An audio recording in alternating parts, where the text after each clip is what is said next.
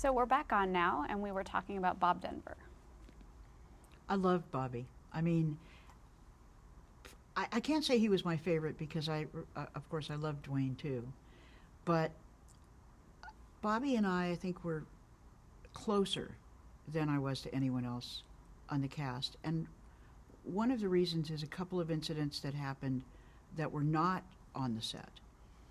First of all, in terms of being on the set, again, he was a very generous actor. I was really lucky in the shows that I did to work with people. I didn't even know that there were prima donnas. I mean, we just didn't have them. And he would always make certain that, I mean, nobody stepped on anybody else's lines on purpose. Everybody had their timing down pat. Everybody's joke got the same kind of wonderful play from the other people. We didn't wait for it, but we didn't, step on it either. No one would move when someone else was doing something funny. We just knew how to take care of each other on the set. But Bobby actually helped me so much. Two times when we were doing things that were associated with the show, but not on the set. The sponsors of the show often would send us places, and based on whatever they wanted us to do. Like if they were doing a gathering of all their salespeople, which they were one of the sponsors in San Diego, then we were ordered to go down and be part of the dog and pony show at their gathering of all their salespeople and administrative people. So we went down to San Diego, and in those days I was still drinking, which I stopped quite a while ago, but drinking, and so was Bobby. And drinking, I don't know why I did it, because it always made me sort of nauseous. And so we were doing our thing, and we hadn't gone on for the last piece of it yet, and we were supposedly going to do this piece. And I felt really, really nauseous. And I told Bobby, and he said, well, let's get the hell out of here. And we left and he got, I don't know whose car he got, because we had flown down. But he said, come on, I've got a car. And I got in the car, and he drove me all the way back home from San Diego. He stopped 3 times so that I could get out and be sick, including on the freeway. I mean, I'm sure it was extremely embarrassing, but because it was me and Bobby, I wasn't embarrassed. And I felt like he took care of me, like at that point, like a big brother. He wasn't big brotherly on the set, but I just felt if something was wrong, they'd have my back. And that was one proof of it. And another one was even actually more dramatic. In order to kind of push the show in the South, we were dispatched to Birmingham, Alabama, to the Alabama State Fair, to kind of push for the show, to make an appearance. You're always told, go there and make an appearance, etc. So we did, and here we are in Birmingham, Alabama, and I believe it was maybe 62 or early 63. This sounds like a familiar year in Birmingham, Alabama. So we're staying at the Tutla Dinkweiler Hotel, and several things happened to us. We were taken to a children's hospital to make a guest appearance and visit really bed to bed with the children. Which children were we allowed to visit bed to bed with?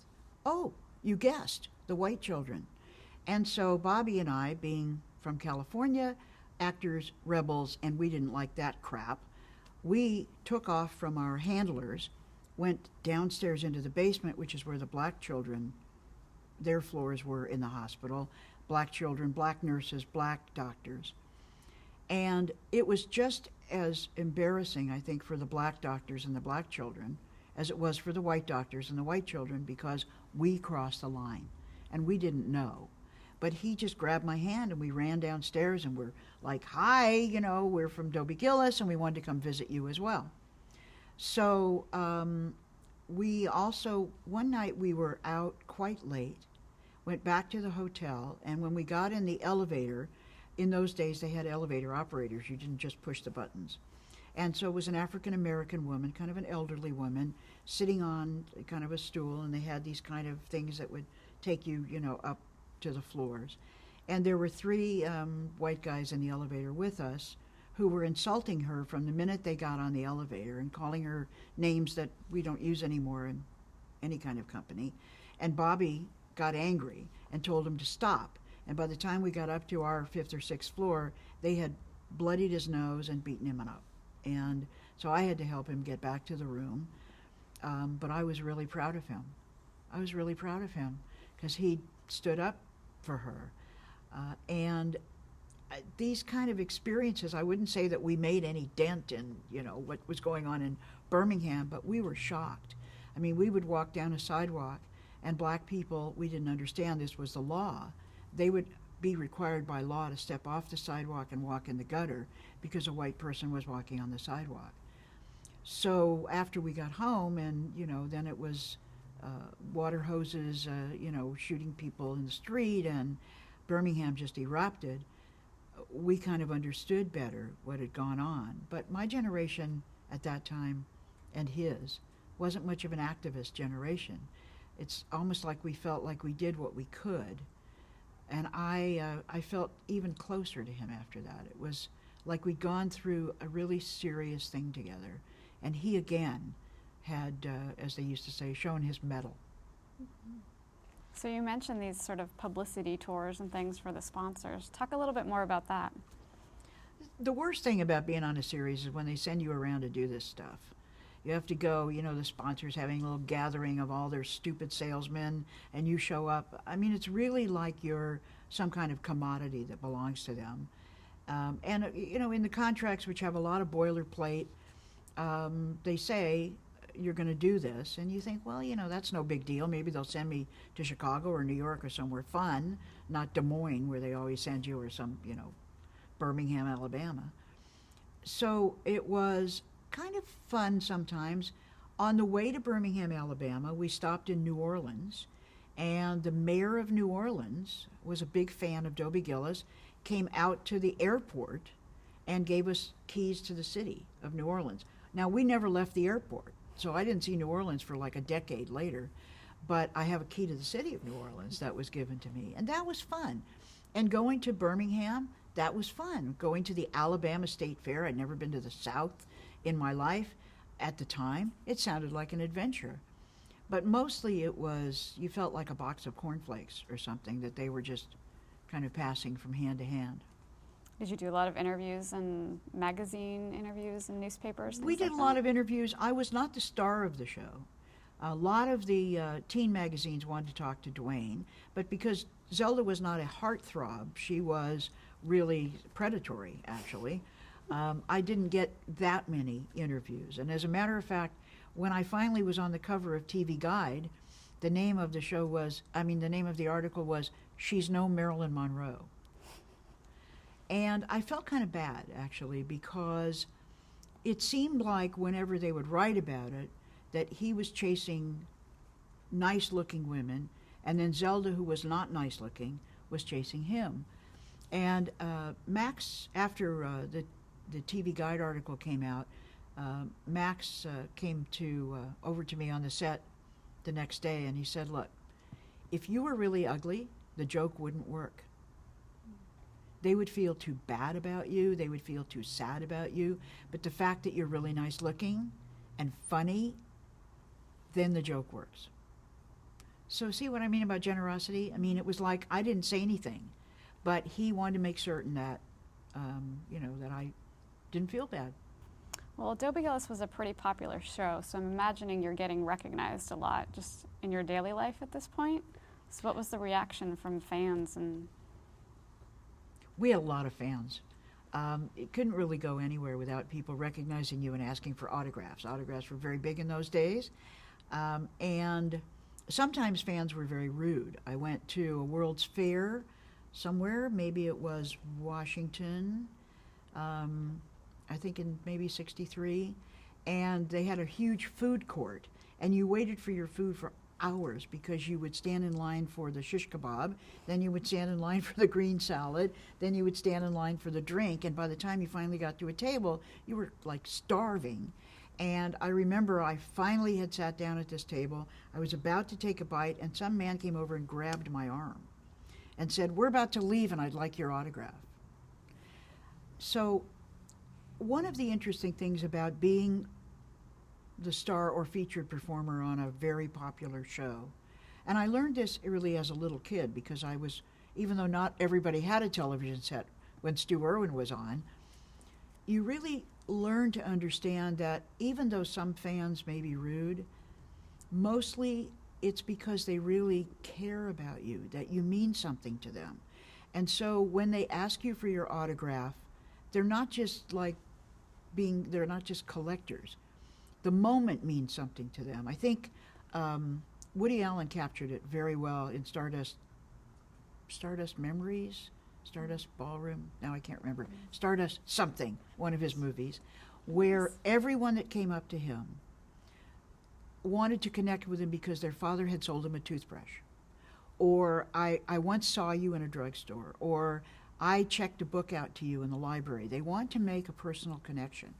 And so even though this man, had not even let me get to my food, you really learn a lot about public responsibility. And the interesting thing to me is what it has taught me in my life as a politician. And what's that? I mean, it's that it's really better to be gracious to people, because just as when I see Barbara Streisand walking down the street, I want to just run up and hug her, and I want to gush and say, I've loved you my whole life since I saw you in New York, in 1962 or whatever. That's the way people feel about you. You mean something to them. And so I loved that aspect of it. It was almost like public service. It never felt to me like, oh, it's a burden and they're always interfering in my life. This was my life. This is your professional life, and it was part of being a professional. So did you feel that Zelda was a beloved character then? I did feel that Zelda was a beloved character. People were very fond of her. But the thing that was most interesting to me is what happened in 1970, 71, 72. The women's movement started.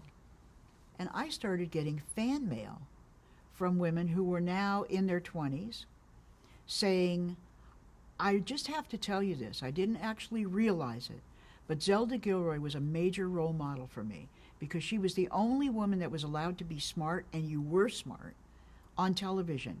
And it made me feel if I was good at school, if they kidded me about it, it didn't matter.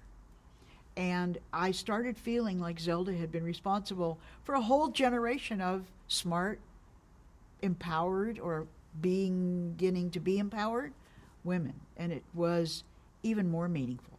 Mm-hmm. So let's just talk about a few more of your cast members. Tuesday Weld. Tuesday Weld was very young when she did the show. I'm remembering her, but I'm not quite sure, as being like 15. And she was living with her mother, and what we understood about Tuesday is that was a very difficult relationship. And sometimes her mother would just vanish, leave Tuesday in the house by herself. One time, I think Max and Rod sent somebody to go get her, and they came back and reported there was a magnum of stale champagne in the house, and that was it. No food, no nothing, and she was all by herself. She was very funny, but it seemed like she had a little sadness in her, probably because of her, childhood, which I didn't really know that much about. Years later, well, not so many years later, I was still at UCLA, where I went to college, and we'll talk about that in a minute, but she was doing a movie with Bing Crosby, and they were shooting on UCLA on location in front of Royce Hall. And I was working at UCLA.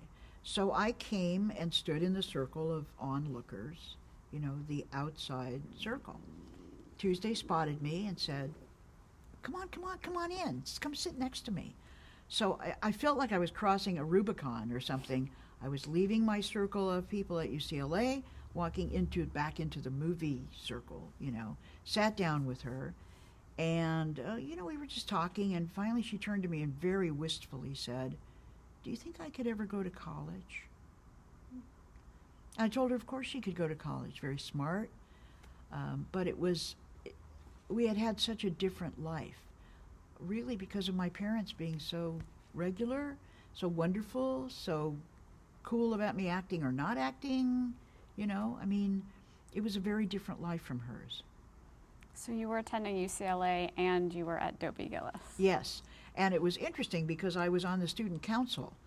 People kid me now when I say I never had any intention of running for office, and remind me that I was always running for office and winning mostly. In college, I was on the student council, which met on Wednesday nights. So when I would finish shooting, I would rush to UCLA to be at the council meetings in makeup. And, it was interesting because it was two very different worlds. I actually wanted to drop out of UCLA when I was signed. In my second year doing Dobie Gillis, they signed me to a contract.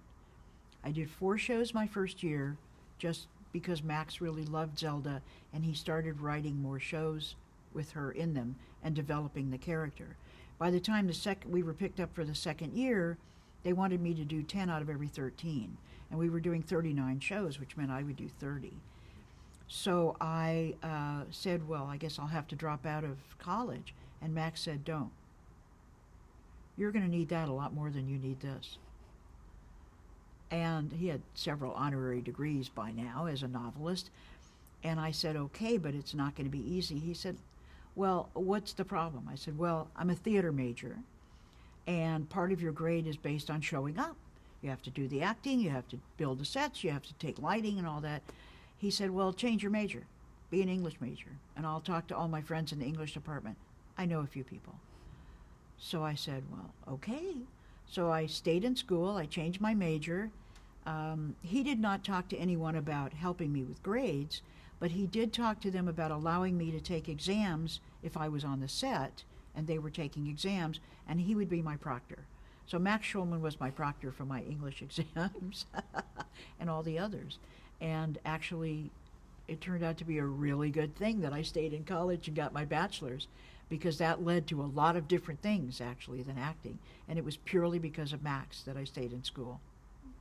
So at that point, were you thinking of still continuing in acting as your main career when you graduated? Oh yeah, I thought I would always be an actor. I really loved acting. I wanted to be an actor. I wanted to.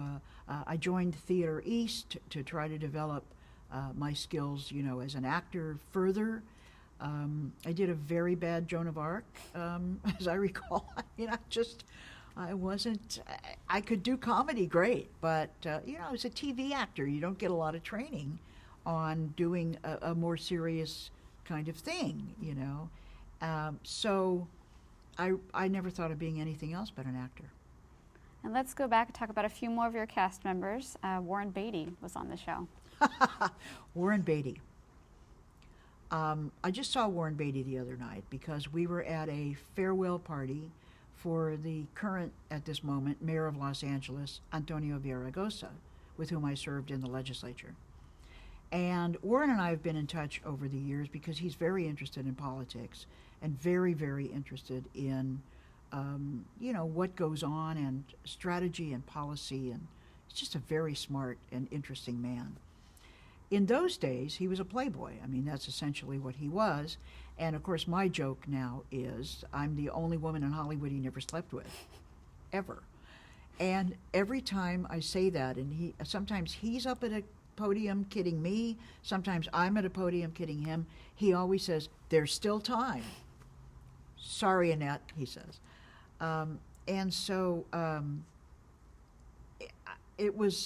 He was like in a different world from me, but always fun and gorgeous. I mean, what a gorgeous man.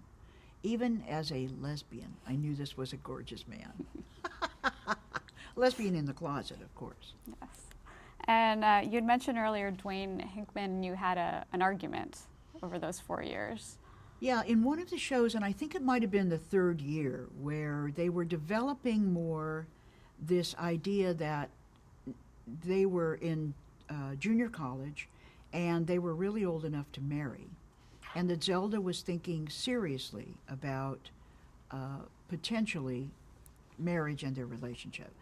And there was one of those wacky shows, we did a lot of wacky shows, where Dwayne somehow was on a ship. He had gotten a free berth on a ship, and Maynard was with him.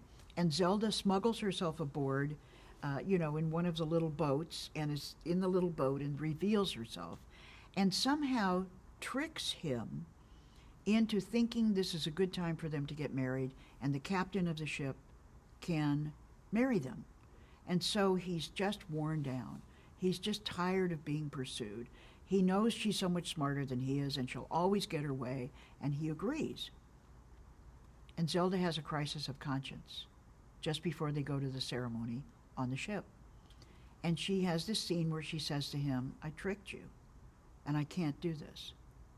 We're friends. I can't do this to you.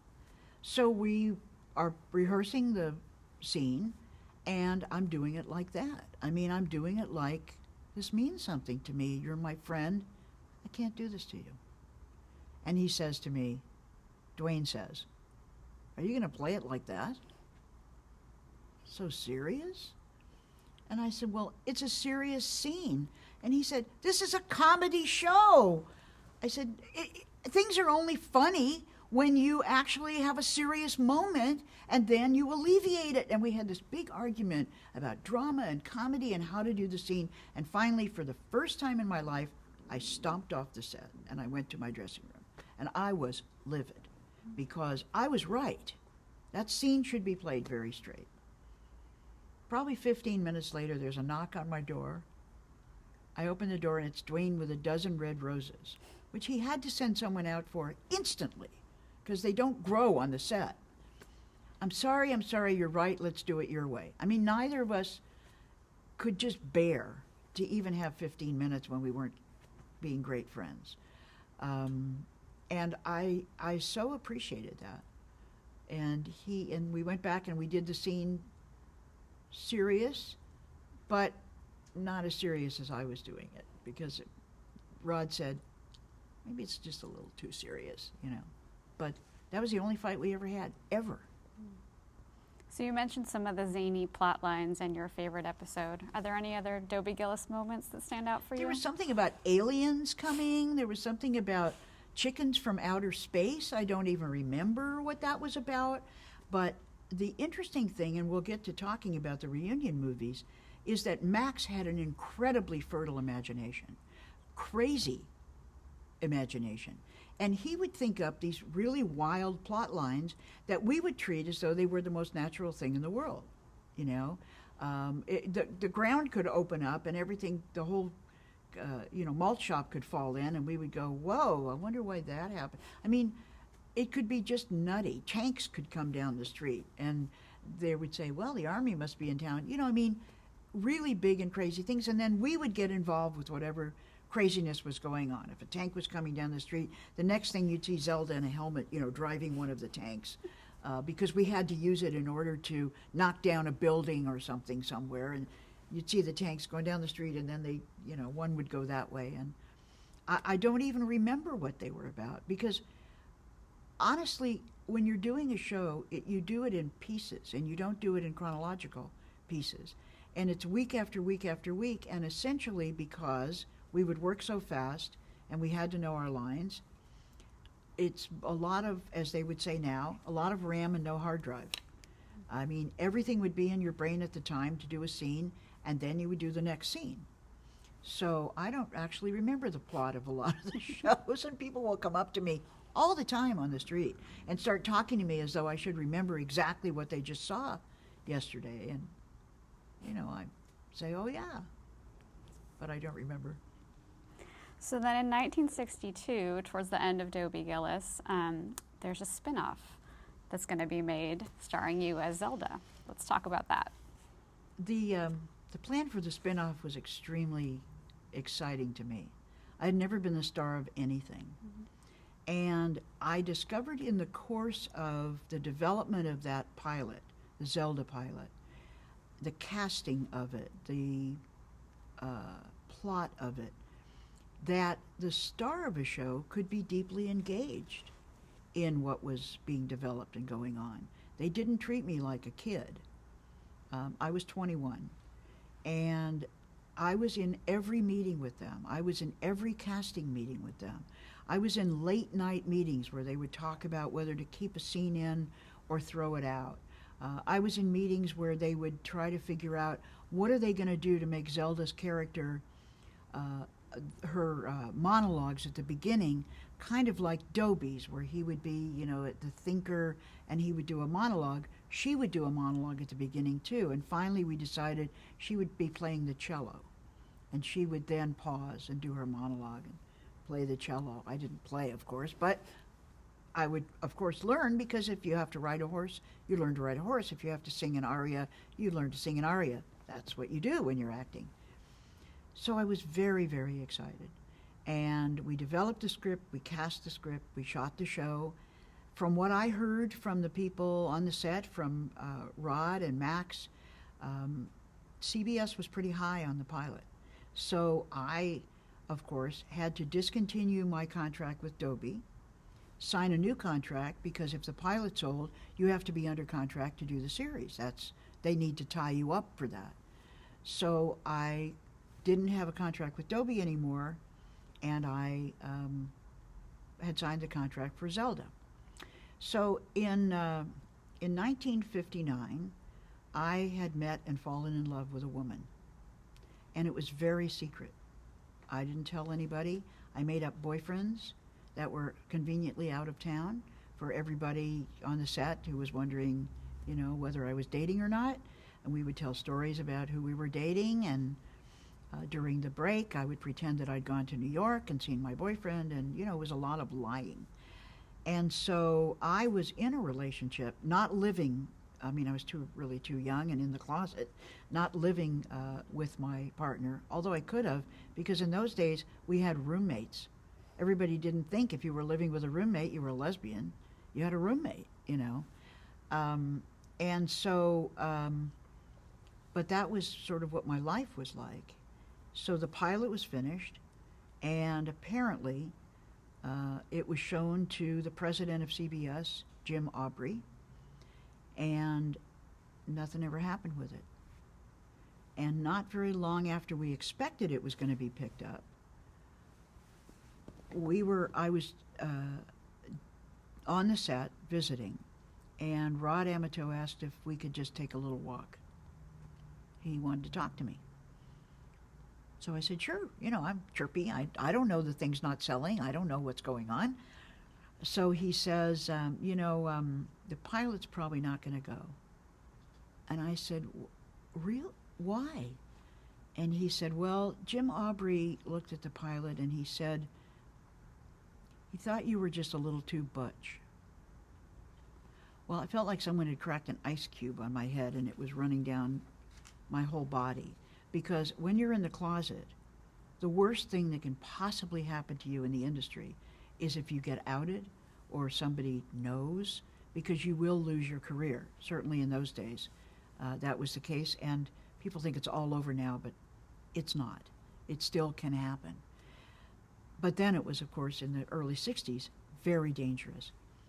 So I said, well, I didn't know what to say. And to tell you the truth, I was in such shock, I don't know what I did say. I do know that a couple weeks later, drove up the coast and was really thinking that I might maybe not want to live anymore. But fortunately, I didn't act on it.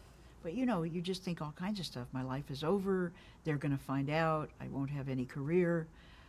But as it turned out, I did 4 shows in the 4th year, the last year of Dobie Gillis.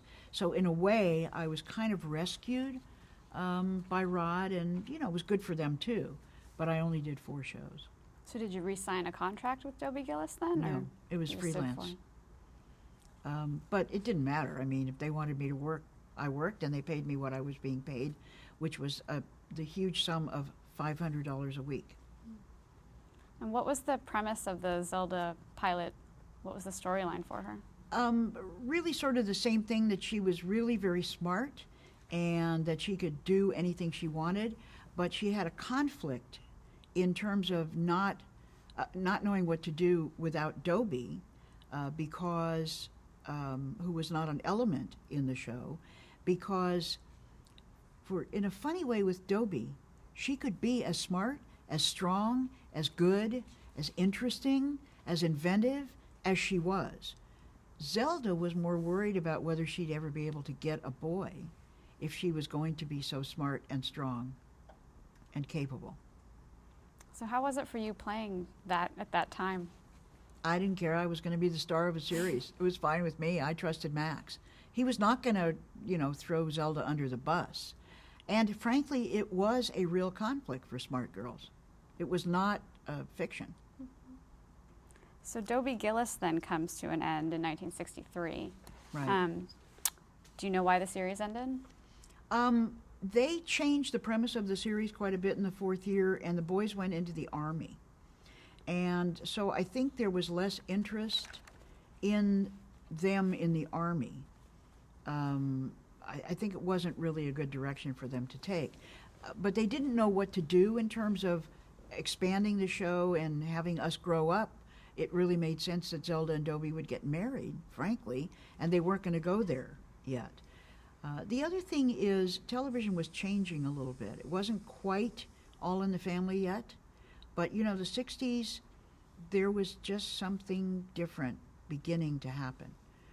When Kennedy became president, Kennedy was assassinated, there was a beginning of a change in the country. It just wasn't so fatuous, so simple, so 50s anymore. So given what had happened with Zelda and then Dobie Gillis ended, were you sort of ready to be off Dobie Gillis at that point? Did you still want to keep it acting? I never wanted to be off Dobie Gillis. It was the best thing, really, of all the work that I had done. I loved being in the kind of the camaraderie of it. It was like being in a great big family, and I wasn't from a great big family. There was my two folks and me and my little sister. And so I always kind of envied people that had, big families. Mm-hmm. And this was like a big family. I really wasn't ready for it to be over. It was very sad. But I was cast pretty much right away in a series that was a spin-off from McHale's Navy. As one of the freelance jobs that I had done, I did a McHale's Navy show, which they were putting together to kind of prepare for a spin-off about women in the Navy during World War II. The series was called Broadside. And, it was really one of those kind of gang shows like McHale's Navy where you couldn't really tell, if you were even going to have one or two scenes in the whole show. So it was really very different from being, third billed on Dobie Gillis. And what was the character that you played on that? Her name was Selma Kowalski, and she was a mechanic. And they were out in the South Pacific during World War II, and they were the motor pool. These women were the motor pool. Kathleen Nolan, who was later the president of SAG, actually, was the star of it. Eddie Andrews was in it. Dick Sargent, George Firth. Do you notice the theme there? Dick Sargent, George Firth, Sheila James, all gay, but, not really out. Don't know how that happened. And it was, it was a funny show, but it was very broad comedy. And it lasted 36 episodes. So the three of you weren't out publicly. Were you out with each other at the time? I think I was out with Dick because he had a partner, and I remember him coming over to my house at the beach where I was living with my partner for dinner. But I have to say it was so scary, and there was very little consciousness. I mean, we weren't part of a movement. Dick didn't actually come out for quite a long time, and I helped with that, which I know we'll get to. But not really. I didn't hang out with gay people. I didn't really know much about what their lives were like. Let's talk a little bit more about Broadside. Talk a little bit more about your character. She was a mechanic. There really wasn't any character development, I have to say. It was, it was like a cartoon where you would have your lines, you would say your lines, and then that would be it.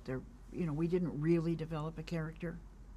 Are there any memorable episodes for you from that then? Or? There were no memorable episodes from that. The best thing about it, though, was because we were supposed to be the motor pool, We all had honorary Teamsters cards because you weren't really allowed to drive vehicles on the set unless you were a Teamster. And part of our work, we had to drive vehicles on the set because that was in the show. So we became honorary Teamsters, which I did so much work with them later about trying to keep production in California that it was really sort of fun that I was an honorary Teamster, way back in the 60s. Mm-hmm. So there were a few other guest appearances you made during that period. I'm just going to name some of the shows, and you tell me what you remember about those experiences. You were on the Donna Reed Show. I did the Donna Reed Show. That's really where I met Paul Peterson, and that was fun. But again, when you did a guest shot, it was kind of like show up, do your work, go home. But Paul and I have been friends actually ever since then. And you probably know that he started an organization for child actors in order to protect them in the law. And we worked together quite a bit in Sacramento, getting laws through. I mean, naturally, I was going to be the author of a bill about child actors, getting laws through to protect them so that, their money that they earned would be protected from their parents and other sort of predatory kinds of people, hours for infants on the set, and newborn babies. We had to do something about the twins who were 5 months old. How long can they be under the hot lights? We did all kinds of stuff together. But it was really fun doing Donna Reed. What was it like meeting Donna Reed? Well, I liked Donna Reed. I wasn't a big fan of the show, really. So for me, it was just kind of a job. And then you were also on The Adventures of Ozzie and Harriet. I did an Ozzie and Harriet show, and that was really fun because I really liked them and I liked their show. Ricky especially. It was just, he was also a wacky person. And they were so talented. I mean, all of them were talented, and the boys were amazingly talented. And of course, Ricky was like a major teenage heartthrob singer, so it was really fun to meet him and work with him. And then you did a memorable episode of Petticoat Junction in 1964. Well, before Petticoat Junction, we should probably talk about the Beverly Hillbillies. Oh, sure. Because that's how I got to Petticoat Junction. I did a couple of shows, Beverly Hillbillies shows, and Paul Henning was the producer of the show. And they were wonderfully written. I mean, the characters in that show were very well developed. Even the guest shots were well developed. I mean, you knew who your character was when you showed up and did the show. People come up to me on the street and say, I just saw an episode of the Beverly Hillbillies. Do you remember you were a social worker student or whatever? Yes, I remember that very well. So I did a couple of those shows. And Paul Henning was also the producer of Petticoat Junction. And coincidentally, Bea Benaderet, with whom I'd done the radio show when I was 8 years old, was the star of it. And the premise of the show was she had 3 daughters. And just at that time, right after I finished doing the Beverly Hillbillies, the Beatles were on Ed Sullivan. And the Beatles were still a bit of a joke with grown-ups, not with young people, but with grown-ups. And so Paul and his writers had what they thought was a really funny idea. And what they would do is they would have the 3 girls put together a group to do Beatles songs the way Beatles did them and called it the Ladybugs. But of course, 3 girls. How many did we need? We need 4 girls because there are 4 Beatles. So I had just done the Beverly Hillbillies, and Paul said, well, get Sheila. She can be the 4th one. So I was like a friend of the girls, and we put together this band. And the Sullivan Scouts got wind of it, and they wanted us to do it on the Ed Sullivan Show. And I mean, that song from Bye Bye Birdie, it's a real thing. We're all going, Ed Sullivan. I mean, it's a really big deal. So we did the show. We sang I Saw Her Standing There, only we called it I Saw Him Standing There, covering one of the Beatles' early songs. And then we were going to be on the Ed Sullivan Show, and they flew us to New York, and they put us up in, I don't even remember, fancy hotel, very fancy. None of us had ever been in such a fancy place. We all got together in one of the rooms. They were all big, and we ordered everything on the room service menu. I'm not kidding. We must have had 8 desserts. We just ordered everything because it was on them, And I don't know, watched TV and played poker and just we had a wonderful time. We didn't even go out in New York. We were just like, I'm at the Ritz, I'm going to order everything on the menu. So when we did the show, it was really fun. I've got some great, I've got film from it, I've got pictures from it, and we pretended that we were like, the Beatles, and the Sullivan guys thought it was a great joke because they thought the Beatles were a joke. And so we did the number on the show and got to, stand, how all the acts come out and talk to Ed Sullivan afterward. So we got to talk and stand and talk to Ed Sullivan. And of course, 90 million gabillion people saw it. So, but it was really, I'm telling you, room service. That was the most memorable thing out of the whole trip. Was that your first time in New York ever? Let's see. No. I had gone to Europe with my partner, actually, in, I think, 62 or 63, and maybe 62. And the reason I remember that trip to New York is because we went to the Village and went into some place that we couldn't remember the name of until 40 years later, and saw this woman sing that we'd never heard of, named Barbara Streisand, at the Village Vanguard. That's where it was.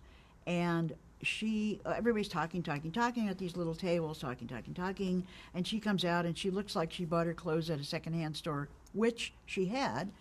And so she starts singing Happy Days Are Here Again, and she's singing it all wrong because she's singing it really slow, but the voice. And one by one, everybody stops talking. That was my first trip. And I spent a month trying to find her first album when I got home, because it was out, but nobody had it. So that's my memorable trip to New York. But Ed Sullivan, I have to say, that was pretty memorable too, especially since it didn't cost us anything. We loved that. Definitely. So then in 1975, you decided to become a lawyer. Well, it was between not acting anymore and going to Harvard Law in 75. There was quite a bit of life because I didn't know what to do when my career was over. When Broadside was over, and I was afraid that now everybody knew I was gay, and I hadn't told my parents, but I still wasn't telling anybody. I thought, well, I'll go back to UCLA. I had been in the student council. I had been, I knew all about the student organizations. Maybe they would hire me back at UCLA. So I went back there, and they did hire me to run freshman orientation. And then they hired me in the office that advises student organizations in the late 60s. I was hired in 68 or 69. So the organizations that I was given to advise, the SDS, the Progressive Labor Party, the Women's Liberation Front, the Black Student Union, MECHA, they didn't want any advice, I'm telling you. But they started sort of coming around my apartment late at night, talking about the revolution, talking about race, talking about politics. And finally, they gave me some good advice. And they said, look, some of us are going to go to law school because as much as we are doing revolution, it's the law that has to be changed. You ought to go to law school. You're smart. You ought to go to law school. So I thought, well, I don't know what I'm doing with my life. I'm just here at UCLA, and as they told me, no woman's ever going to be chancellor at UCLA, which to this day is true. So I thought, well, I'll take the LSAT. And I took it, and I did really well, because tests I could take. And I thought, well, I'd like to stay at UCLA, so I applied to UCLA, and I didn't get in. And I only applied in 74. And the reason I didn't get in is because during the Vietnam War, all the grades at colleges became inflated by 1 point, because if you flunked out of college, you were drafted. So all the professors who didn't want to have anything to do with making people go to war changed all the F's to D's, all the D's to C's. So I graduated in 62 with a 2.9 overall, which is less than a B average, in the top 10% of my class, because grades were really tight. During the war, everything went up a point. So I was working at UCLA. I didn't get into UCLA Law School. I was devastated. And a man who I think is my guardian angel, because I've only seen him at very, very important moments in my life, came to me with a study that showed that because of grade inflation, my 2.9 was worth 3.8, the same as a 3.8 now. And he hands me the study that was a UCLA study. And he said, here, go apply to some other schools. So I got into Harvard, I got into Yale, I got into Berkeley, and I was turned down again at UCLA because they didn't take this grade inflation stuff seriously. So I said, you guys are nuts. I'm going to Harvard. So I had a whole career, actually, in administration at UCLA during the student revolution and the beginning of the women's movement. And so much was going on campus. It really informed my politics in a way that my own generation had not been informed. It was really much more about what's happening, what change is needed. And it turned out to be a very wonderful thing when I went into politics later, because I sort of had this attitude, things needed to be changed. And also when you grow up gay, you're already outside the box. So you think outside the box. And both of those things helped a lot. So I did. I started law school in 75. And was there something that you knew going in you wanted to specialize in? I was very interested in women's rights. It was just beginning, at the beginning of the 70s. We helped open the Women's Resource Center at UCLA. We had the first sort of gathering of speakers where, Gloria Steinem came to speak, and a number of the feminist thinkers of the time were our speakers, and they really kind of informed the way especially women were thinking like we had suddenly woken up, certainly my generation. And you began to see it a little bit on television. I mean, it was interesting, a little bit, but people were still making fun of feminists.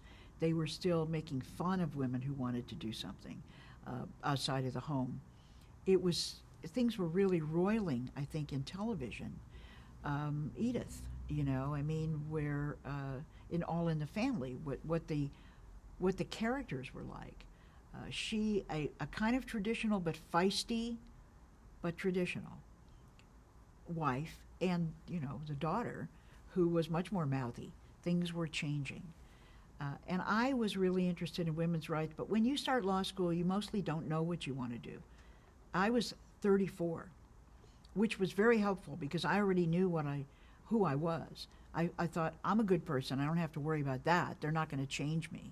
A lot of my colleagues who were 10 years younger were worried that law school was going to turn them into some kind of idiot, lawyer. So I loved my time at Harvard. I won the moot court competition. I was only the second woman ever to win that. What was that? Well, there are competitions, national and international, where you prepare and argue a Supreme Court case. Not a real one, but one where they give you something that hasn't been decided yet, like they might give you, Prop 8 last year, or DOMA, or the changes to the Voting Rights Act, and all the stuff that was just decided at the time that we're speaking right now.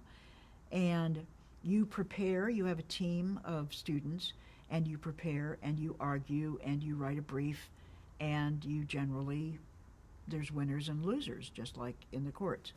Harvard, being Harvard, has its own moot court competition, which is supposedly very prestigious. And because I can talk so good and because I could think pretty well, one of my classmates wanted to put together a moot court team for the second year and asked me if I would be one of the oralists, which is one of the two people that actually argues the case to whoever is pretending to be the Supreme Court. And we generally, as you go up through the ranks, if you get into the semifinals, finals, there are only two teams. We have real Supreme Court justices at Harvard that hear these things. The funny tie-in, actually, with Harvard and the moot court argument is that the night of the semifinals, where we won and we're going on to the finals the next year, was the night that I had to board a plane to come back to LA because we were doing the Dobie Gillis reunion movie. So I show up on the set with no sleep. I mean, I can't sleep on planes. And it was, talk about going from world to world. It was pretty amazing. It was fun to see the guys, but it wasn't something I wanted anymore. I was just willing to do it because I really felt a kind of an obligation to the show and to my character. How were you approached about that reunion movie? I don't know. They found me, I think, at Harvard. Mm-hmm. I mean, every time I did something different in my life, People magazine would write an article about it. Zelda goes to Harvard. And then when I started being a law professor, Zelda lays down the law at law school. And then when I ran for office, Zelda leaps out of the closet and into an assembly race. So thanks to People magazine, I never had to tell anybody anything that I was doing. So let's stick a little bit with Harvard for a second. Okay. You mentioned there were real Supreme Court justices there who were hearing the case. Talk a little bit more about that. Well, in my third year, in the spring of my third year, the finals of the moot court argument occurred.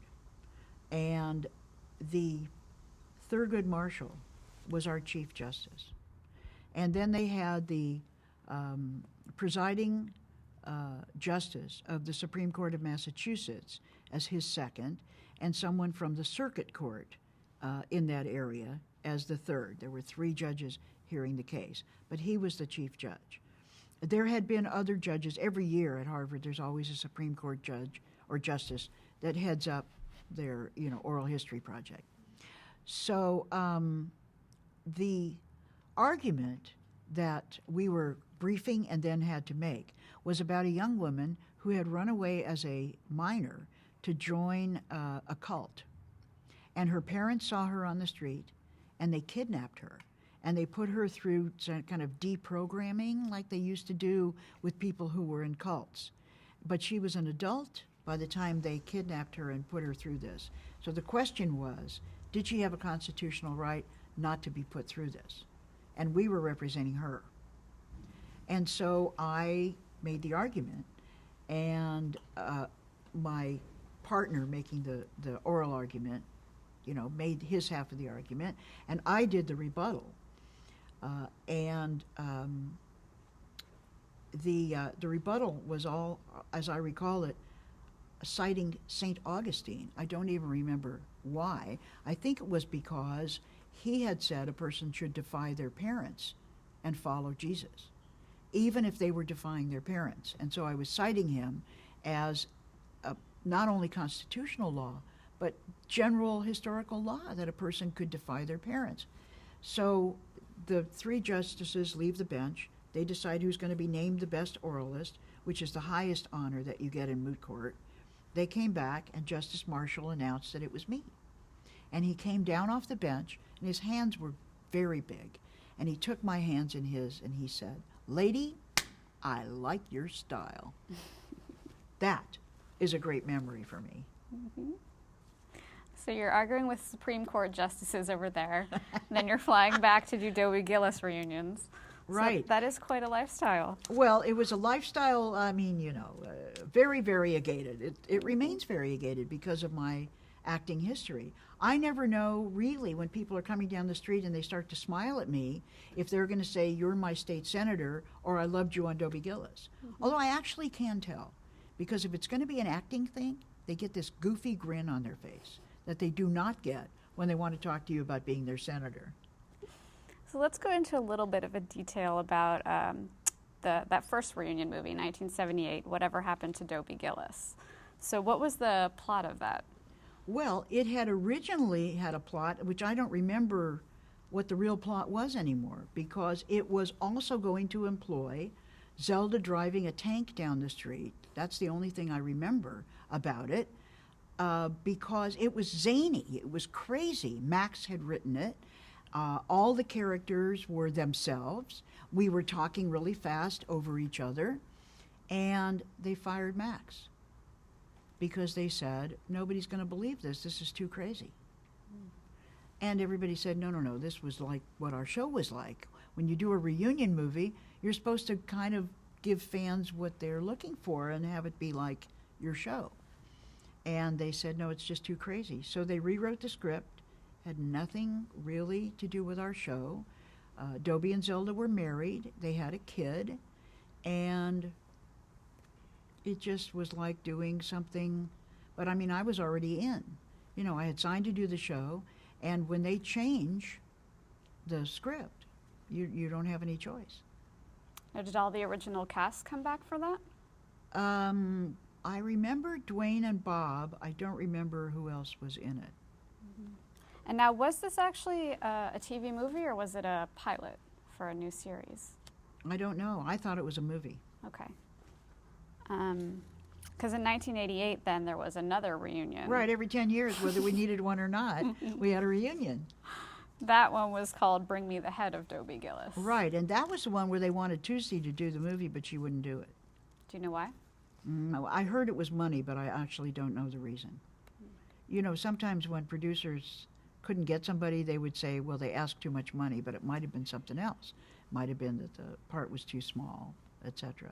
So did they recast her role then? They did recast, and if you tell me the name of the actress, I'll remember her because I certainly have her face in my mind. I think it was Connie Stevens. Connie Stevens. Connie Stevens, who was wonderful. I mean, Connie Stevens, very talented. But of course, she didn't know anything about Thalia Menninger or Thalia Menninger's character. I mean, Tuesday's character, because Max wrote her, was very, what shall I say, rapacious. She really just wanted money. She wanted gold. She wanted money. We were all over the top in terms of the kind of characters we were. And that was an element of the character, but then they rewrote it, so it just wasn't there anymore. The same thing happened. They brought Max on to do the movie in '88, and then they fired him because it was too crazy. What was the plot line for that movie? I don't remember because it had nothing to do with Dobie Gillis. We were married. Our kid was big, you know. I think we were even running the grocery store that Dobie's parents used to run. It was very unimaginative. How did you feel about Dobie and Zelda finally being married in these movies? I thought it was wonderful that Dobie and Zelda were married.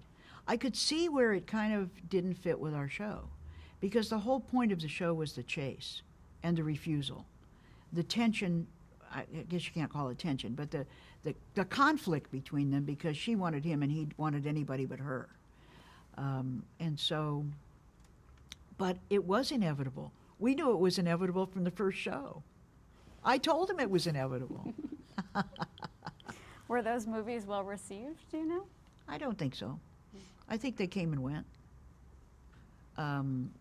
Mostly because if you knew the show, you didn't like it because it was nothing like the show.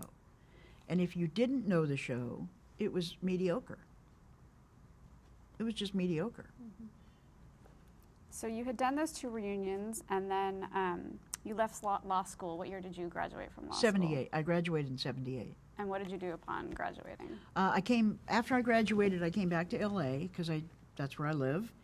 And I started working in a law firm that represented cities. That was kind of like a city attorney for cities that don't have their own city attorney, smaller cities. Okay, and we're going to stop there to change the tape. Okay.